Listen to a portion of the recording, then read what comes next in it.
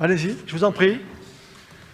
Oui, mais merci Monsieur le maire. Je souhaiterais intervenir sur les pouvoirs de police du maire, précisément, lors des débats en conseil municipal.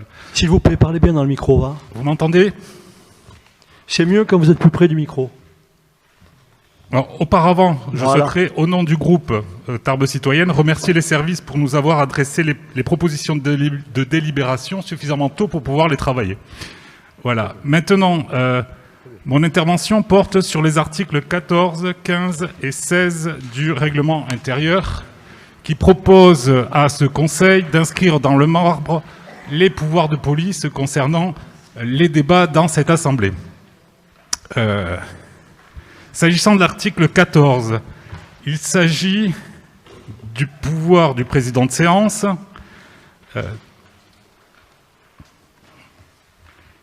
alors, que je retrouve mes notes. Alors, c'est le pouvoir qui consiste à accorder le temps de parole ou à l'interrompre. Alors là, il y a un certain nombre de termes qui sont très très flous et qui posent problème en termes d'interprétation et qui, in fine, forment un système arbitraire parce que vous pouvez interrompre la parole dans tous les cas où vous le souhaitez. Qu'est-ce qu'une attaque personnelle? Qu'est-ce qu'une intervention d'une question qui s'écarte de la question traitée? C'est très difficile de le savoir. Deuxième chose, article 15, il est proposé la clôture de toute discussion décidée par le conseil municipal à la demande du président de séance. Là, aucun critère ne précise dans quelle possibilité cet article 15 peut être mis en œuvre. De la même manière, aucun critère n'est prévu pour la suspension de séance. Et il est prévu à l'article 14, monsieur. Les critères découlent de ce qui vient d'être dit et rappelé par vous, d'ailleurs, de l'article 14. Lorsque quelqu'un s'écarte de la question traitée ou qu'il trouble le bon déroulement de la séance par des interruptions ou des attaques personnelles, etc. Voilà, vous avez les raisons là. Donc, ma demande, c'est qu'un certain nombre de ces termes sont beaucoup trop flous et que ces critères précisés à l'article 14 ne sont pas reprécisés aux articles 15 et 16. Voilà. Eh bien, ce sont les critères de l'article 14 qui s'appliqueraient éventuellement, ça ne s'est jamais produit, mais qui s'appliqueraient éventuellement si le président de séance le décide, pour les raisons évoquées dans l'article 14. Il n'y a pas d'autre raison qui justifierait une interruption de séance. Et après l'article 16, qu'est-ce qui vous gêne à l'article 16, monsieur Exactement Cavalier? la même remarque que précédemment. Alors, quels critères sont appliqués pour qu'une suspension de séance soit demandée, décidée par le maire? Même remarque, est-ce à même votre réponse. bon vouloir ou est-ce que ce sont les critères auxquels l'article 16 ne renvoie pas qui sont même sont remarque, appliqués? même réponse. Monsieur Charles. Oui, ma question concerne l'article 22 sur les moyens des groupes d'élus d'opposition. Donc il est prévu de mettre des moyens en personnel, locaux et matériel de bureau pour un usage en commun. Dans le cadre où il y aurait plusieurs groupes d'opposition, je ne vois pas pourquoi on aurait obligatoirement un usage commun des locaux. Donc c'est pour ça que nous demandons à ce que soit retiré juste le terme pour un usage en commun à cet article 22. Monsieur Charles, je m'étonne de votre question, car nous nous sommes rencontrés il y a quelques jours. Vous m'avez posé la question. Je vous disais que lors de la dernière mandature, il y avait un bureau, une secrétaire pour l'ensemble des élus de l'opposition. Vous avez souhaité qu'il n'en soit pas ainsi, et je vous ai dit, eh bien, il y aura des bureaux séparés pour chaque groupe constitué, conformément au règlement intérieur. Donc, vous avez la réponse. Vous aurez un bureau tout seul, et pour l'instant, je n'ai pas reçu de demande de constitution de groupe, de personne. Hein. Oui, nous allons voter. S'il vous plaît, vous donnez votre nom pour l'enregistrement, parce qu'avec le masque, moi je ne vois pas. Là. En plus, j'ai quelqu'un devant. Laurent Rouget. Voilà. Pardon? Laurent Rouget. Oui, je vous en prie. Donc nous allons voter en faveur de cette délibération, mais nous avons deux remarques à faire. La première concerne la patinoire. Les tarifs sont assez élevés pour des familles avec enfants et ça fait pour certaines familles, disons modestes, une après-midi relativement chère. Ça c'est la première remarque que nous avons à faire. D'autre part, nous souhaiterions interroger le bilan écologique d'un tel équipement parce que ça fait quand même tourner énormément de machines pendant 4 semaines.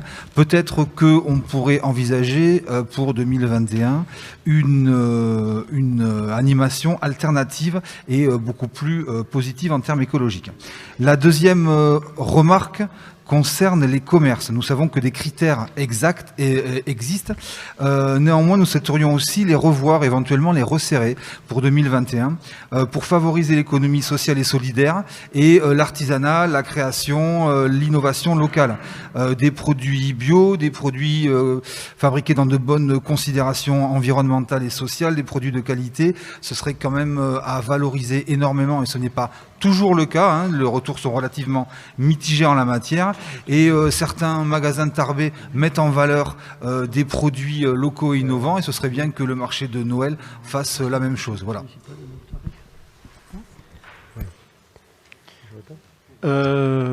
Écoutez, je considère que dans vos propositions, il y a des propositions très intéressantes. Et donc, je demande à M. Clavry, qui est adjoint chargé du commerce, s'il serait d'accord pour qu'on reporte cette délibération au prochain conseil municipal, qu'on ait le temps de voir dans quelle mesure nous pourrions retenir quelques-unes de vos propositions. Monsieur le rapporteur, votre avis? Alors, je dis simplement... Est-ce que c'est possible? Oui, certainement. D'abord, au sujet du tarif de la patinoire lui-même, il y a des diminutions. Au sujet de la question écologique de la patinoire, c'est un appel d'offres sur plusieurs années qui se termine cette saison. Et donc, je ne crois pas qu'on soit en capacité, à si près du but, de changer le dispositif. Mais c'est effectivement une question qui a été proposée aux prestataires de la patinoire. Ensuite, au sujet des chalets et de l'économie circulaire et de l'utilisation de ces chalets, on va peut-être regarder effectivement les critères d'attribution des chalets. Mais sachez que les candidatures pour pouvoir avoir les chalets sont déjà en ligne. Je ne sais pas si vous avez vu. Voilà. Donc, on va regarder si ça pourrait être modifié. Ok, alors on va faire différemment si vous le voulez bien. Je vous propose de voter cette délibération telle qu'elle vous est présentée. Mais je demande à M. Clavry et à ses services de travailler sur les pistes que vous venez d'évoquer pour que, éventuellement, lors d'un prochain conseil municipal, nous puissions vous proposer des avenants à ces tarifs. Est-ce que vous êtes d'accord? Madame Calais, Rebecca Calais, je vous en prie. Oui, bien sûr. Alors, nous approuvons la dématérialisation de la convocation.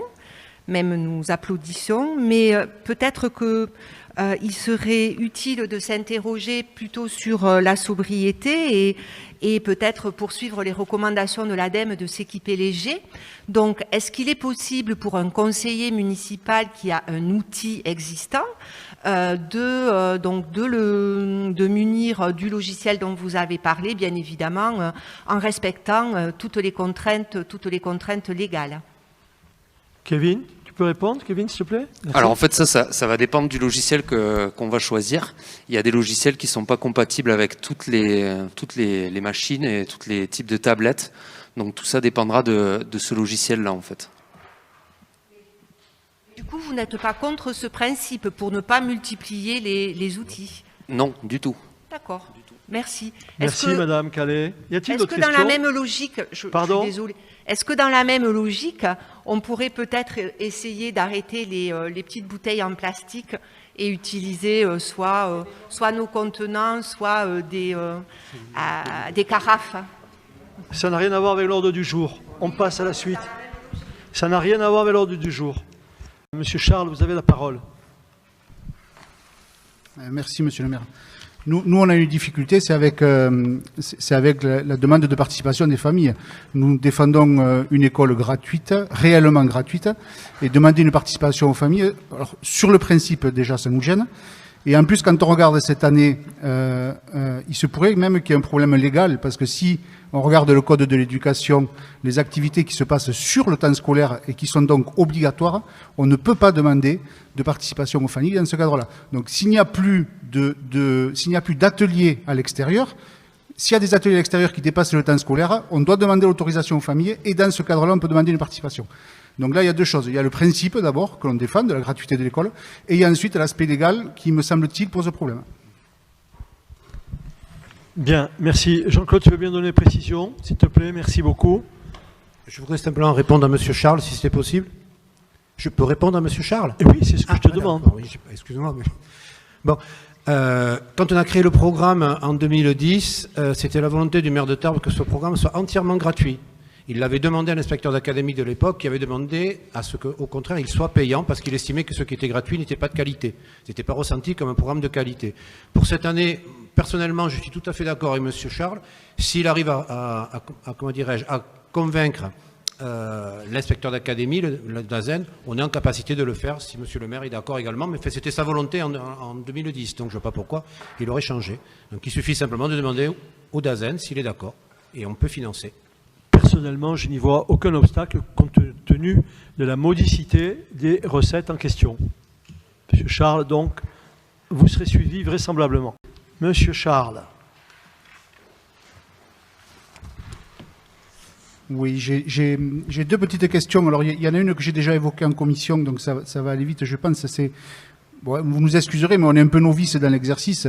Et quand moi je vois le tableau avec 500 000 euros de frais d'études, ça m'a semblé énorme comme somme. Bon, on m'a rassuré lors de la commission, on m'a dit que c'était à peu près normal.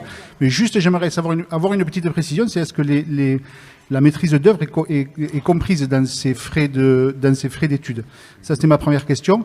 La deuxième, il me semble que voilà, là on voit apparaître des travaux sur une école.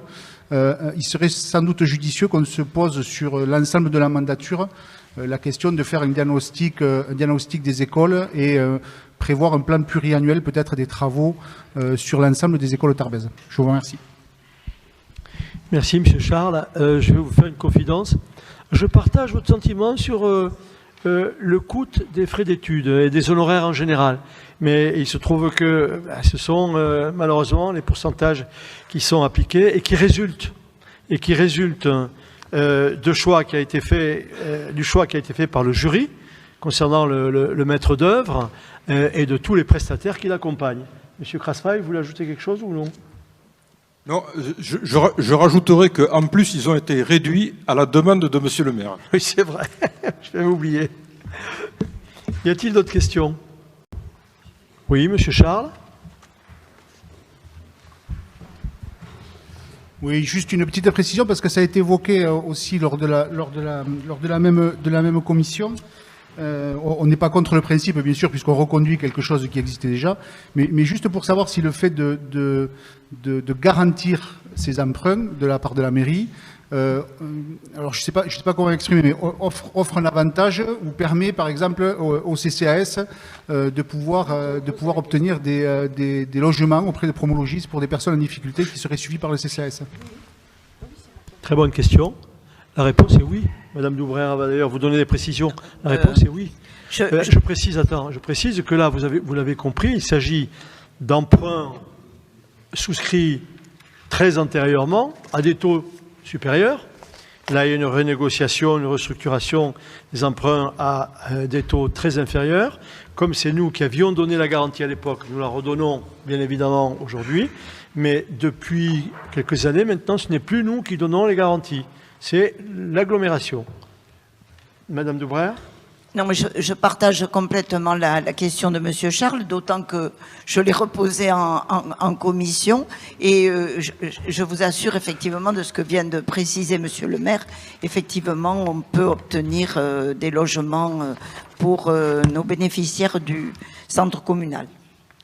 Oui, ce qu'on appelle les logements réservés précisément aux cautionnaires que sont aujourd'hui l'agglo et le département. Monsieur Laval, je vous en prie. Micro là.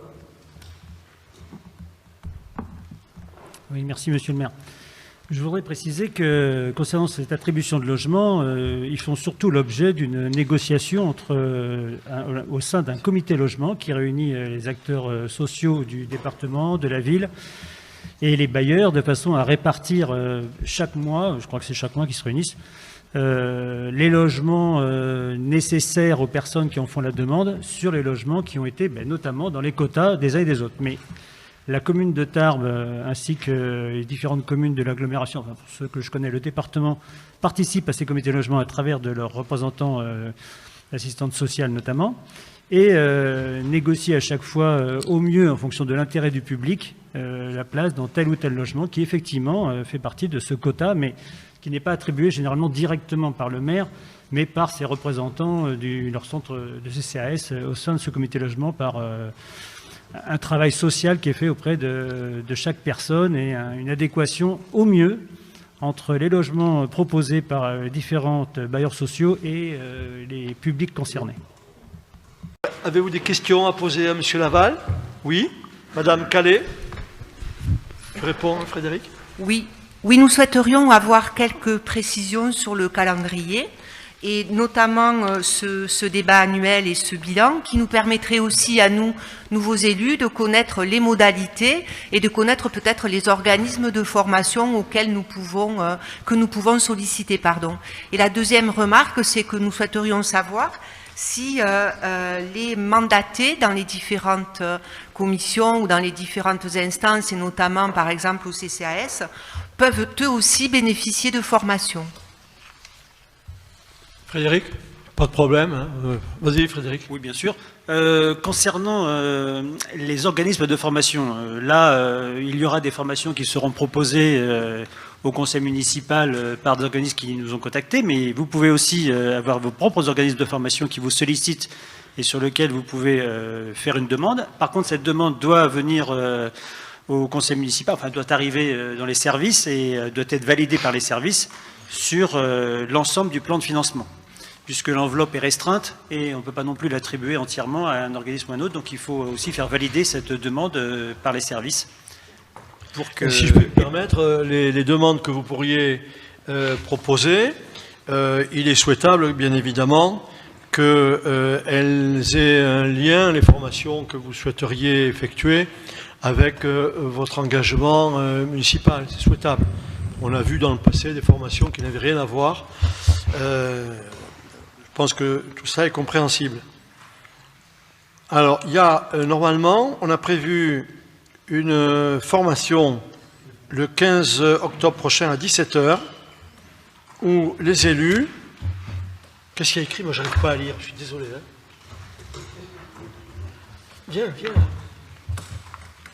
On a prévu une quoi? Pour répondre aux questions, on a prévu une information. Ah, une information. Putain. Ah oui, une information le 15 octobre à 17 h. Voilà, ça du conseil pour les élus, pour leur apporter toutes les précisions sur les modalités. Voilà. Bon, ok, vous avez entendu. Une réunion d'information le 15 octobre à 17 h pour tous les élus, apportant tous les détails sur les modalités de ces formations. D'autres questions? Je voulais compléter la demande de Mme Calais. Vous parlez du débat annuel, mais le débat annuel ne pourra avoir lieu qu'à l'issue du compte administratif qui fera le recueil de l'ensemble des formations qui auront eu lieu. Donc, c'est-à-dire l'an prochain, quand on aura le compte administratif. C'est là qu'on aura le débat. Monsieur Charles. Oui, c'est aussi pour une explication de vote.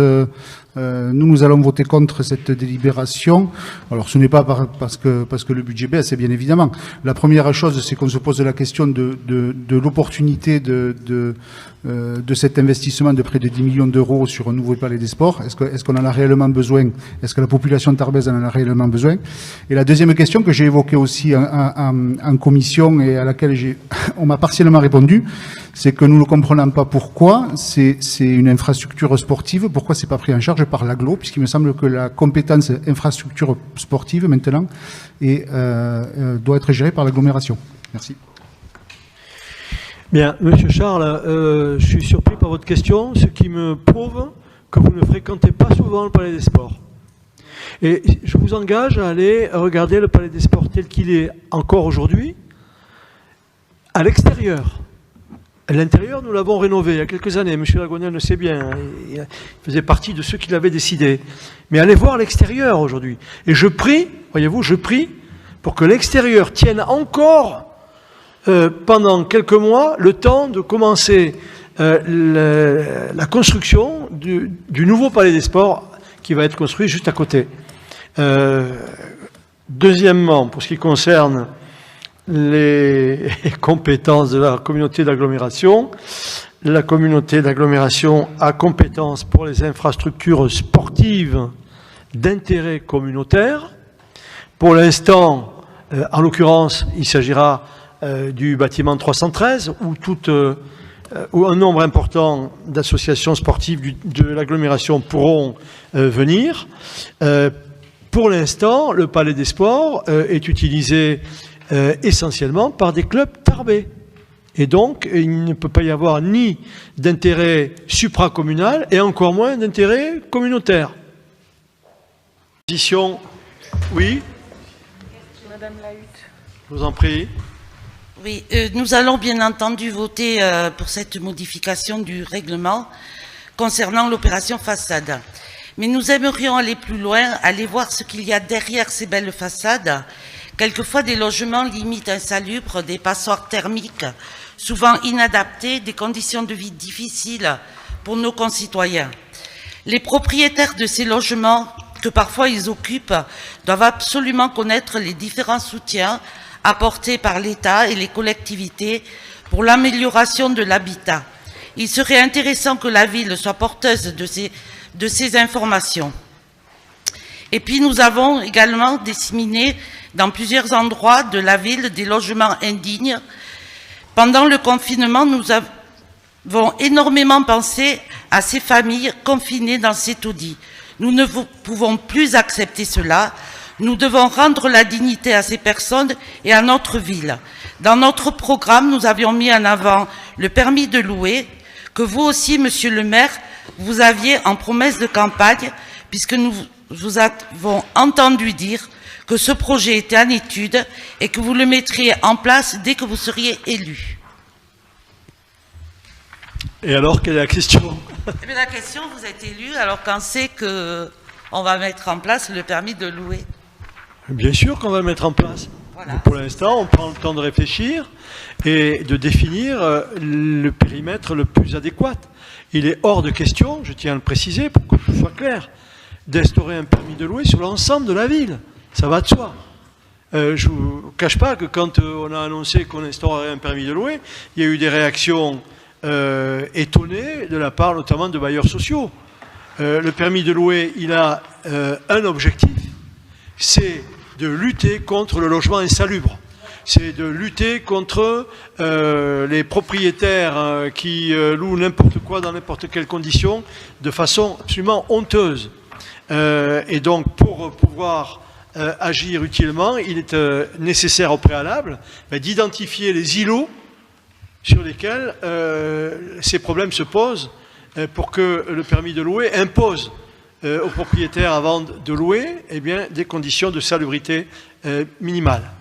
Donc oui, le permis de louer est une chose que j'avais déjà annoncée quand Madame Marie-Pierre Vieux, à l'époque, m'avait interrogé.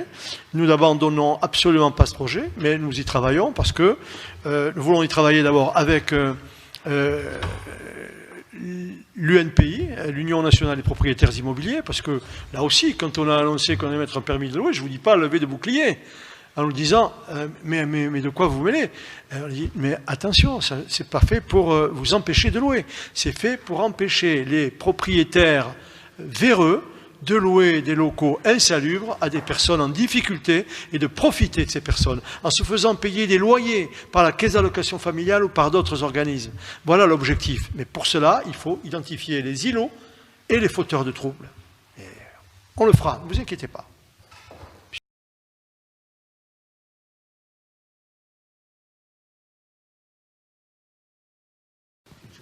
Qui ?